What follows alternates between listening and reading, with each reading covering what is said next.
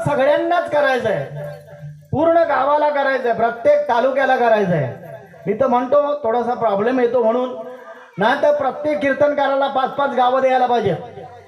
त्यांनी प्रत्येक कीर्तनकाराने प्रत्येक गावामध्ये जायचं, लहान लहान मुलं जमवायची. लहान लहान मुलगा, हां बरं, तो मस्त बसलाय तुझा लेकरू का नाही भावाचा, मस्त बसलाय.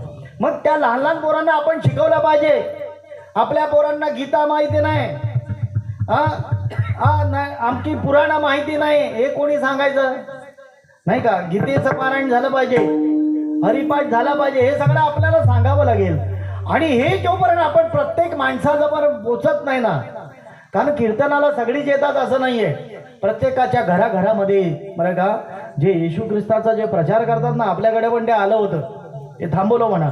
इथे ते पालवली साईडला ते चालू आहे. कारण हे लोक धर्मांतर करण्यासाठी पैशाचा उपयोग करतात, लक्षात ठेवा. त्यांची ती पॉलिसी आहे. ते पैसे देतात आपल्या लोकांना आणि धर्मांतर करायला सांगतात, लक्षात ठेवा. आणि म्हणून मी तर म्हणतो बरीचशी श्रीमंत लोक आपल्या गावामध्ये आहेत, नावाचा उल्लेख नाही करत, तुम्हाला माहिती आहेत, मला माहिती आहेत. पण त्या श्रीमंत लोकांनी पण हे करायला पाहिजे, आपला पैसा तिकडे वापरायला पाहिजे.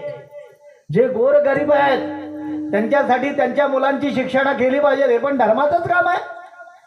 तुम्ही तर एवढा पैसा कमवून, लक्षात ठेवा, आता तुम्ही रावणाचं सांगितलं की एवढी सगळी सोन्याची लंका असताना सुद्धा काही बरोबर घेऊन गेला नाही.